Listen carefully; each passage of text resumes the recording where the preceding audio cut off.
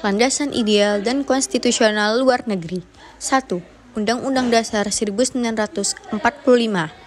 Politik luar negeri suatu negara lahir ketika negara tersebut sudah dinyatakan sebagai negara berdaulat. Setiap entitas negara berdaulat memiliki kebijakan mengatur hubungannya dengan dunia internasional, berupa negara maupun komunitas. Landasan ideal dalam pelaksanaan politik luar negeri Indonesia adalah Pancasila, yang juga merupakan dasar negara Indonesia. Hatta lebih lanjut mengatakan, Pancasila adalah salah satu faktor objektif yang berpengaruh atas politik luar negeri Indonesia. Sementara landasan konstitusional dalam pelaksanaan politik luar negeri Indonesia adalah pembukaan Undang-Undang Dasar 1945 pada alinea pertama, yang berbunyi bahwa sesungguhnya kemerdekaan itu ialah hak segala bangsa, dan oleh sebab itu, maka penjajahan di atas dunia harus dihapuskan, karena tidak sesuai dengan peri kemanusiaan dan peri keadilan. Dan juga pada alinea keempat yang berbunyi, dan ikut melaksanakan ketertiban dunia yang berdasarkan kemerdekaan, perdamaian abadi, dan keadilan sosial. Tujuan politik luar negeri bebas aktif adalah untuk mengabdi kepada tujuan nasional bangsa Indonesia yang tercantum dalam pembukaan Undang-Undang Dasar 1945 alinea keempat, berbunyi, melindungi segenap bangsa Indonesia dan seluruh tumpah darah Indonesia, dan untuk memajukan kesejahteraan umum, mencerdaskan kehidupan bangsa, dan ikut melaksanakan ketertiban dunia yang berdasarkan perdamaian abadi dan keadilan sosial. Kemudian, agar prinsip bebas aktif dapat dioperasionalisasikan dalam politik luar negeri Indonesia, maka setiap periode pemerintahan menetapkan landasan yang senantiasa berubah sesuai dengan kepentingan nasional.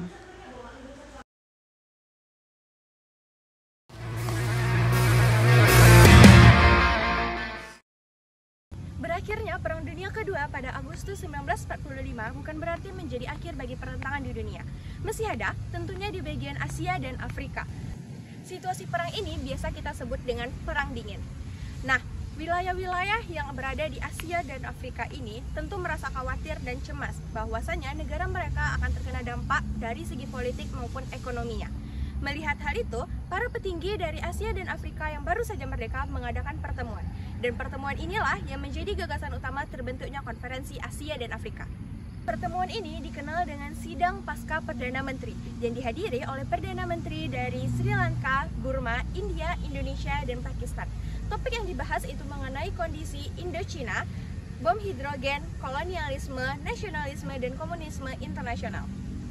Kemudian, PM Aldi Sastro Amijojo mengajukan usulan untuk mengadakan konferensi yang sama hakikatnya dengan konferensi Kolombo, namun versi jangkauan yang lebih luas. Usulan ini kemudian diterima oleh semua anggota konferensi walaupun dengan hati yang berat. Pada 15 Januari 1955 dikirimkan surat terbuka Konferensi Asia Afrika kepada 25 para petinggi negara di Asia dan Afrika, meliputi Kamboja, RRC, Mesir, Irak, Iran, dan lain sebagainya.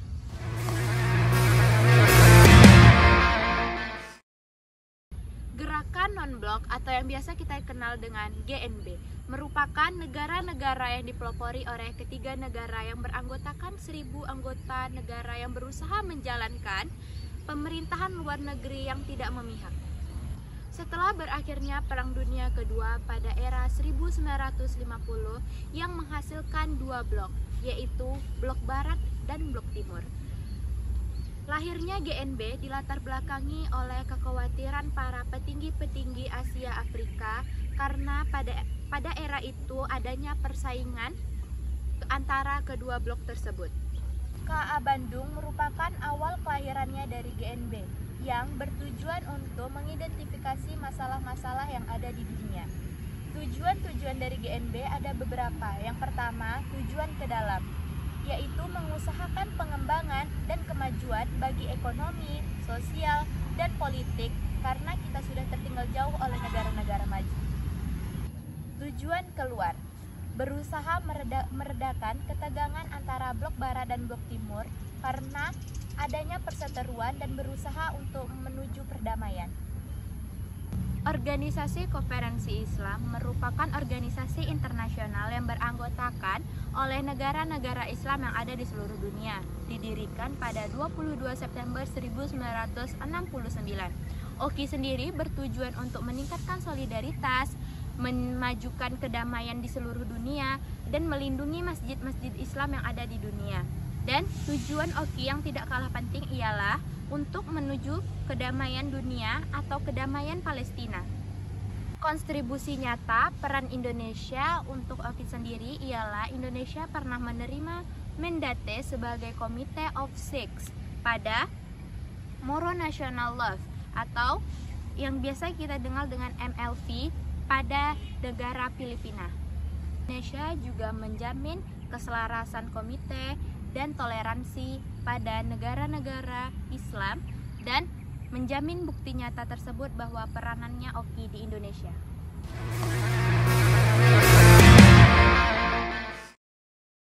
Misi pemeliharaan perdamaian Garuda. Peran yang cukup menonjol dari Indonesia adalah membantu mewujudkan perdamaian dan keamanan internasional dengan cara membantu mengirimkan pasukan kontingen Garuda atau KONGA ke luar negeri. Hingga 2014, Indonesia telah mengirimkan pasukan kontingen Garuda berjumlah 23 kontingen. Dalam sidang umum PBB, Menteri Luar Negeri Kanada, yaitu Lester B. Pearson, memberi usulan agar PBB membentuk suatu pasukan yang berfokus pada menjaga pemeliharaan perdamaian di kawasan Timur Tengah. Lalu, usulan ini pun disetujui dan dilaksanakan sidang pada tanggal 5 November 1956. Berdasarkan hasil sidang yang telah dilakukan sebelumnya, akhirnya PBB membentuk pasukan komando yang bernama United Nations Emergency Forces. Dan pada tanggal 8 November 1956, Indonesia menyatakan kesediaannya turut serta dalam menyumbangkan pasukan perdamaian dalam UNEF. Peran Indonesia semakin aktif, terutama ketika meletusnya perang saudara antara Vietnam Utara dan Vietnam Selatan. Indonesia kembali dipercaya untuk mengirimkan pasukannya yang dinamakan Pasukan Garuda 4 dengan anggota 290 pasukan yang telah bertugas di Vietnam sejak Januari 1973. Lalu pasukan ini diganti dengan pasukan Garuda 5 dan diganti lagi menjadi pasukan Garuda 7. Dan pada 1975, seluruh pasukan ditarik kembali karena Vietnam telah jatuh kepada Viet Cong atau Vietnam Utara Komunis. Sejak 1975 hingga kini, dapat dicatat peran Indonesia dalam memelihara perdamaian dunia semakin berperan aktif, yang ditandai dengan didirikannya Indonesia Peace Security Center atau IPSC pada 2012.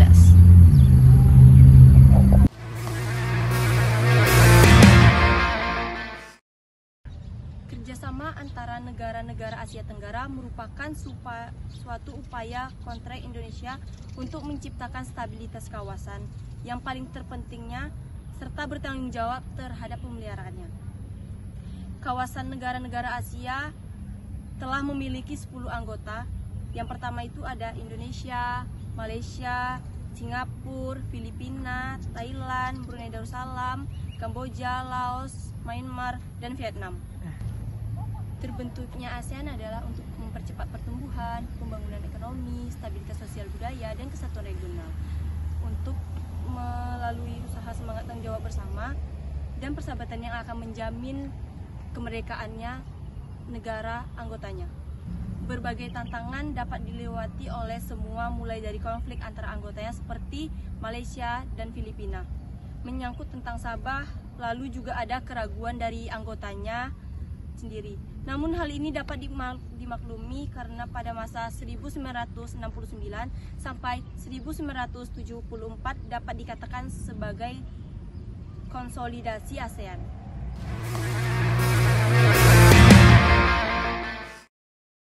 Pada akhir 1978 terjadi bentrok di perbatasan antara rezim Khmer Merah dengan Vietnam. Pada saat itu juga terjadi pembantaian orang keturunan Vietnam di Kamboja, sehingga Vietnam menyebut Kamboja dengan tujuan menghentikan genosida tersebut. Perang saudara tersebut terus berlanjut tanpa ada tanda-tanda penyelesaian, sehingga itu membuat rakyat Kamboja semakin menderita. Lalu Indonesia dan negara ASEAN lainnya memulai prakasa dan mediasi dengan perang saudara tersebut terus berlanjut tanpa ada tanda-tanda penyelesaian, sehingga itu membuat rakyat Kamboja semakin menderita. Lalu Indonesia dan negara ASEAN lainnya memulai prakasa dan mediasi dengan guna menyelesaikan masalah tersebut secara adil, damai, dan menyeluruh. Dibandingkan negara ASEAN lainnya, Indonesia bisa dibilang cukup dekat dengan Vietnam, dan Indonesia itu juga digelari sebagai negara penghubung atau mediator, dan itu telah diakui oleh negara-negara ASEAN lainnya. Mengemban tugas sebagai penghubung, Indonesia mampu menjalankan perannya dengan baik.